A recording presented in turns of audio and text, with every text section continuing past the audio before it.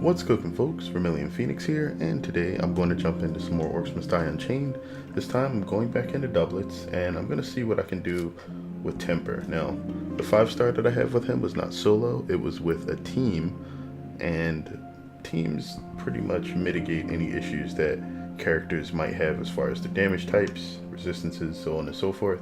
So I want to try to see what I'm able to do with this solo with Temper alone. So that's what I'm going to do. These are the traps and guardians available. Nothing too fancy, but no barricades, so you can't funnel everything. And you only have 6 minutes here, so let's see what's possible. Alright, sooner we get started, the sooner this is over with. Alright, so Temper is pretty interesting in that he does not have a static mana pool. He has Rage. Rage will fuel everywhere, trap. I always like making things trap like hearts. Not so much using them though. Gotta keep the rift safe. Rage will fuel things like your magical items, Let your the gear. trap do the killing, so I don't have to. But why can't everyone just be friends? it will not Like this here store spot. itself automatically. There's a Weaver that you can get, tier 2, which is Rage Machine, and I'm pretty much going to use that to be able to control his mana a bit more passively, I guess.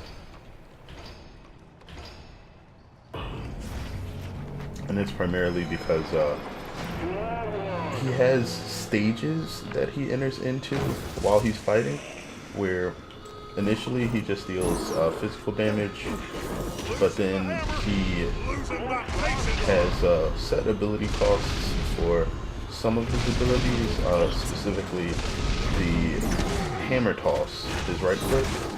Normally cause nothing, except it gets stronger with the more rage that you're able to build up. So building rage makes it more powerful, and I believe the amount of rage used for it controls exactly how powerful it is.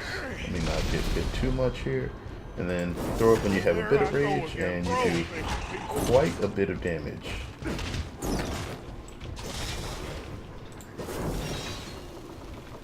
However, the lower your rage is, the less damage you deal, so it's gonna vary. However, his physical attacks also increase in damage as his rage increases, so that's an interesting mechanic as well. If you ever manage to cap his rage, what occurs after that is a big rage explosion, but during the rage explosion, all of your abilities are locked except for your main attack, and during that particular time, your main attack does a ton of damage and attacks very rapidly. Like, it's seriously super fast. So that is actually the state that we want to try to enter the most often. However, because of the quick decay, it's not exactly easy to do that. However, if you stave off of using a lightning ring, there you go. And we're gonna grab Rage Machine now, heal up. Now, I recommend using the spike traps to deal with most of the smaller minions, and after about wave 3, you will actually want to try to run in here and just drop a bunch of Dragon Lances. They're going to deal the most damage. You'll get the biggest payoff from them.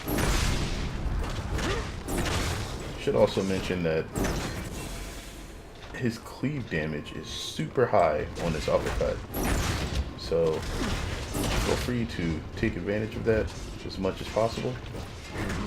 And if you want to stave off the explosion from Temper, I'd recommend just giving the hammer a toss.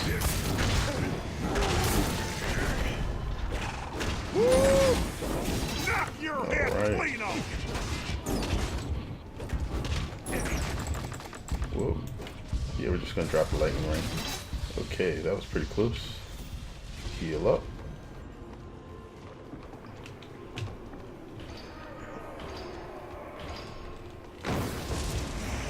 Okay, so Gotta now do something to keep him out. gonna drop those 3, and then we're gonna back off and try to soften these guys up even a bit more than we already have. I hope no one gets hurt. Yeah, somebody's gonna get hurt. Just hope it's not me. Alright, and setting up a good bull rush is probably super important to making sure that you survive well here. I recommend getting hammered. The high damage that the hammer is able to deal due to the rage bonus gets amplified by the fact that you can triple it. So, yeah. I'm going to drop the range just to give me a little bit more AoE damage before I go boom.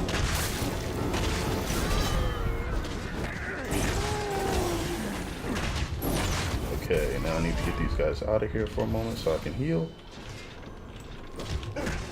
And that's pretty much the rotation. You need to make sure that you erupt when you get overrun. Otherwise, you just do not have enough damage to try to get through this quickly. And that will wind up forcing you to miss your 5 stars guaranteed. If that's what you're going for here. Alright, so I actually am able to drop quite a few Dragon Lances there. That should definitely weaken the crap out of... You better run. Got it. Nice. That should weaken the heavy guys that are coming through significantly, which is what I want. Alright, and these guys, you can get them pretty much taken care of with a good bull rush. If you manage to get 2 good bull rushes in, which I wouldn't really recommend because it's really hard to group the enemies back up after that. I'm going to use the AoE attack so that I can actually keep them all together. And now I'm going to pretty much Unchained, spam the lightning ring.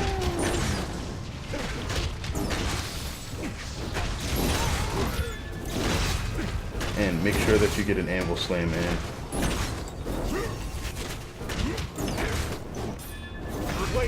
And there we go.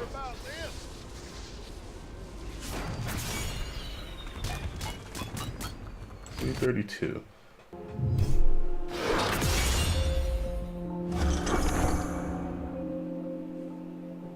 So what do we do? We hit that in exactly 6 minutes. That's amazing. So yeah, temper is really going to take a ton of getting used to actually learn how to play him effectively. Again, managing his rage is super key, so it's going to require a lot of just understanding where his rage is, and before you hit the cap, just to spend some of it. Now, you're going to actually want to bring items that cost mana and that you can quick cast. That way you're able to sort of control what his rage does. Now, the only thing is, I'm not sure if you're able to force him to gain rage with the Mage's Clover or anything like that. That'll be something that I'll have to play around with a bit more, but as you can see, it definitely seems to be possible to 5-star doublets with temper. That was not something that I expected initially, but as you can see, it's a lot stricter as far as the time and the execution than what's possible with somebody like Zoe. Either way, let me know what you guys think about this. Let me know what your feelings are on temper, both in this challenge and if you've played with him personally, and yeah, we can have a discussion. Either way, thanks as always for tuning in, guys. I sincerely appreciate it, and until next time, have a good one, folks.